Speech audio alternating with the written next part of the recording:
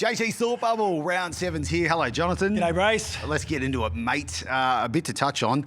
Lockie Galvin. This just blew up late last week and then into Monday, and all of a sudden on Tuesday, the young Tiger dropped playing New South Wales Cup. What have you made of the whole affair? Yeah, huge news. Took a bit of heat off me. But yeah, it's. I was really impressed actually. I watched Benji Marshall's press conference and was really impressed with the way that he handled it. I think he's made the right decision by dropping him back to reserve grade, given mental well-being and just being able to handle first grade with all that news. So, look, obviously he's getting some advice and he doesn't want to be at the Tigers. So I understand, the fans' frustrations with this. But, yeah, I think it'll be good for him to get back to reserve grade, just play footy. And without a doubt, in my mind, he's in their best 17, but he's got a lot of trust to earn back.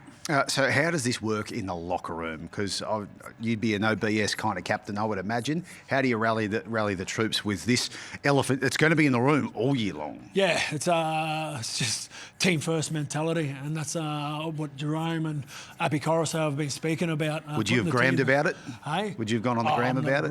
I'm not a gram person, so I definitely, that's not my style. I prefer to go and have a constructive conversation with players about, that type of stuff. So, they've gone another way, but each to their own. And, I just hope it doesn't bring their season undone. They've obviously had 3 consecutive wooden spoons, and I've tipped them to finish between 7 and 10 this year if they can keep their spine together.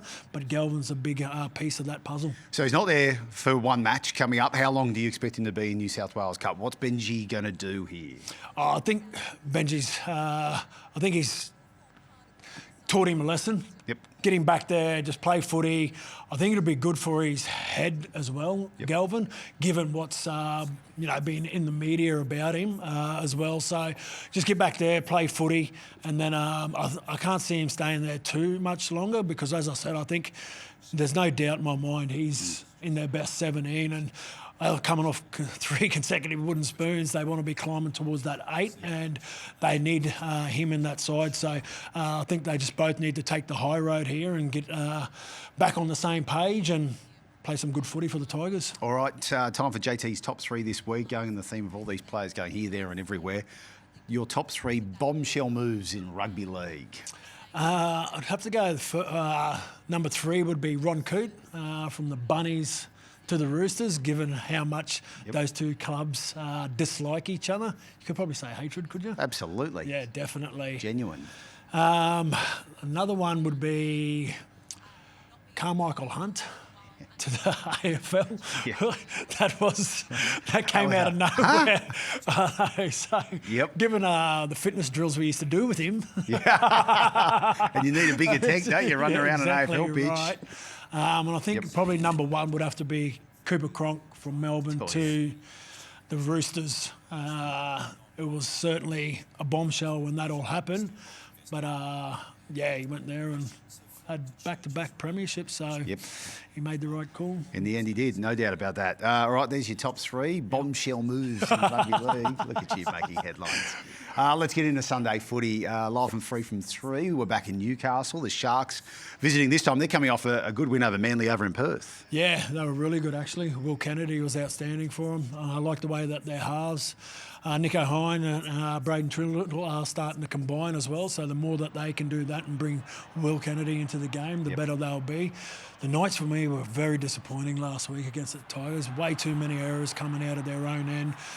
Just fundamental errors, just put them under the pump. So they'll be looking to bounce back. Sunday RV40, like in Newcastle, it doesn't get better. They've got packed house. Like they should be up for the game, and they were very disappointing last week. So they got a lot of work to do to beat the Sharks up there. Well, they're not scoring points, JT. 3 games, their last 3 games, 10 points to show for it.